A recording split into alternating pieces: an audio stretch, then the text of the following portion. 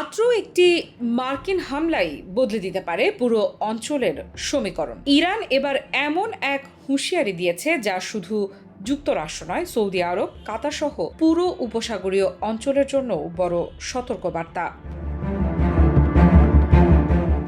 ইরানের স্পষ্ট ঘোষণা, ইরানের মাটিতে নতুন করে হামলা হলে আগুন ছড়িয়ে পড়বে উপসাগরে জ্বালানি স্থাপনা, তেল ক্ষেত্র, বিদ্যুৎ কেন্দ্র, পানি সরবরাহ ব্যবস্থা এবং মার্কিন সামরিক ঘাঁটিতেও। আর এই বার্তা পৌঁছে গেছে সরাসরি উপসাগরীয় দেশগুলোর শীর্ষ নেতৃত্বের কাছে। তাহলে কি মধ্যপ্রাচ্য আবারও বড় যুদ্ধের দ্বারপ্রান্তে, নাকি শেষ মুহূর্তে কূটনীতি ঠেকাবে নতুন সংঘাত?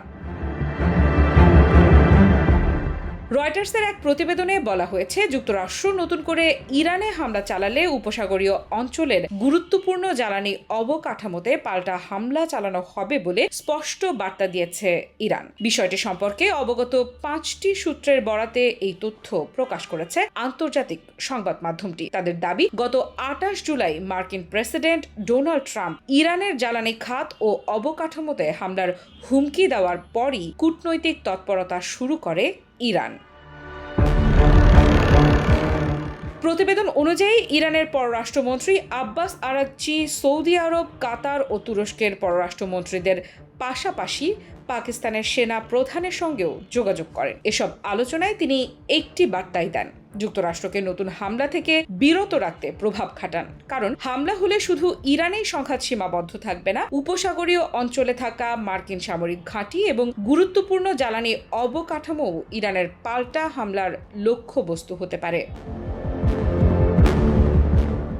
এক জ্যেষ্ঠ আঞ্চলিক কূটনীতিকের ভাষ্য অনুযায়ী আরাগচির প্রতিটি আলোচনায় একই বার্তা ছিল, ইরান প্রতিশোধ নিতে প্রস্তুত, তবে তারা এখনও বিশ্বাস করে কূটনৈতিক সমাধানই বৃহত্তর যুদ্ধ ও ধ্বংস এড়ানোর একমাত্র কার্যকর পথ।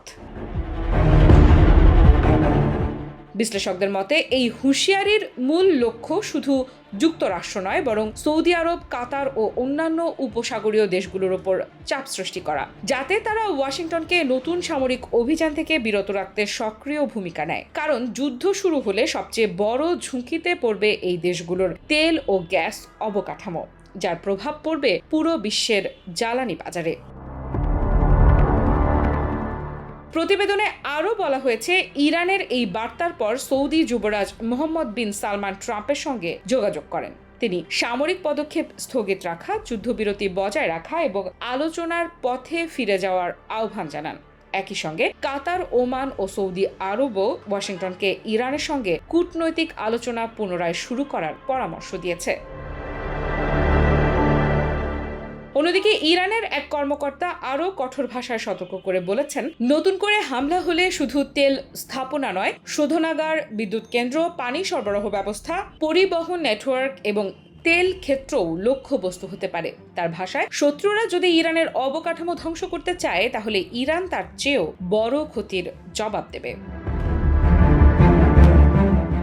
এই বক্তব্যের সঙ্গে 2019 সালে সৌদি আরবের আরামকোর আব কাইক ও খুরাইস তেল স্থাপনায় হওয়া ড্রোন ও ক্ষেপণাস্ত্র হামলার ঘটনাও আবারও সামনে চলে এসেছে। সেই হামলায় সৌদি আরবের তেল উৎপাদনের বড় অংশ সাময়িকভাবে বন্ধ হয়ে গিয়েছিল এবং বিশ্ববাজারে তেলের দামে ব্যাপক অস্থিরতা দেখা দিয়েছিল। ফলে নতুন কোনো সংঘাত হলে একই ধরনের পরিস্থিতি আবারও তৈরি হতে পারে বলে আশঙ্কা করছেন বিশ্লেষকেরা। রয়টার্সের বিশ্লেষণ অনুযায়ী এখন ট্রাম্প প্রশাসনের সামনে দুটি পথ খোলা।